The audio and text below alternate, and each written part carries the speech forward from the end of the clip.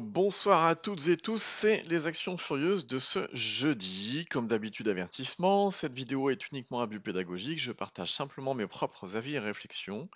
Les actions présentées ne sont en aucun cas des conseils d'achat ou de vente et vous êtes seul responsable de vos investissements. Pour me suivre, c'est sur Twitter, @TrendFrance.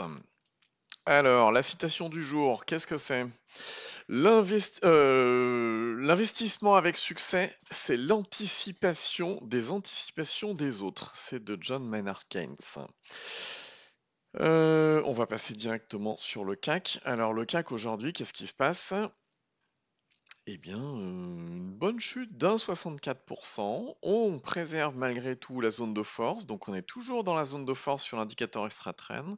Vous savez, c'est cette zone bleue turquoise qui indique des fortes probabilités haussières. En bougie semaine, on est également en zone de force, donc pour l'instant, pas d'inquiétude. Alors, parmi les furieuses aujourd'hui, qu'est-ce qu'on a? Alors, on a ABN AMRO qui, bon, prend 0,27%, mais vu le contexte, c'est plutôt pas mal, toujours dans des volumes assez intéressants. On a AXA, alors là, AXA quand même, assez stupéfiant. Dans ce contexte-là, le CAC perd 1,62 et AXA gagne quasiment 1%. Se paye même le luxe de faire un avalement haussier sur la bougie d'hier, donc c'est plutôt bien. On a également Freelance.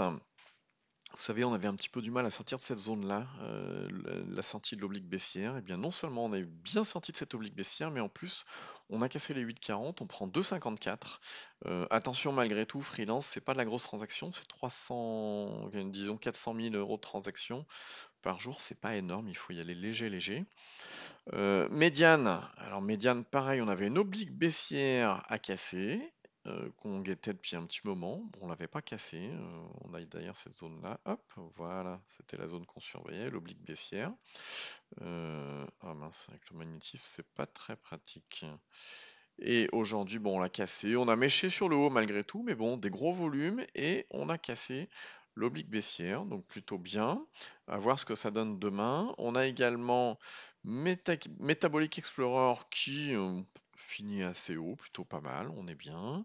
On a Terradiag, alors Terradiag qui reprend. Faut être accroché sur Terradiag, hein. Ce qu'on surveillait, c'était la cassure de cette oblique baissière, le fait de regagner la zone de force. Elle a repris derrière, allez, on va calculer à l'arrache, quasiment 19% pour reperdre 16 et quelques pourcents et pour regagner 16,24 aujourd'hui. Il faut être accroché. Alors, Valeo, je voulais la montrer, mais bon, elle n'a pas fait grand-chose aujourd'hui, si ce n'est que elle a bien préservé et la cassure de sa résistance dynamique et la cassure de la résistance oblique d'il y a quelques jours. Donc, elle a plutôt finalement pas mal résisté. Le CAC perd 1,65, 1,62 et Valeo aussi. Donc, finalement, elle a plutôt pas mal résisté. Et on a Valorec qui résiste plutôt pas mal également. Donc vu le contexte, c'est plutôt pas mal. Valorec, je vous le rappelle, hein, ce qu'on jouait, c'était la cassure de la résistance dynamique semaine. Pour l'instant, on l'a préservé. Et on est toujours en zone de force en bougie semaine et en bougie jour. Donc voilà, comme d'habitude pour télécharger l'indicateur Extra Trend, vous tapez Extra Trend dans Google ou vous allez sur le site indicators.net.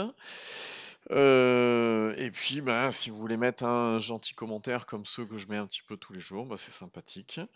Et si vous découvrez cette chaîne aujourd'hui, il vous suffit de cliquer sur s'abonner et puis sur la petite cloche pour être alerté en temps réel dès que je publie la vidéo le soir. En général, c'est vers 18h tous les soirs. Sur ce, je vous souhaite à toutes et tous une bonne soirée et à demain.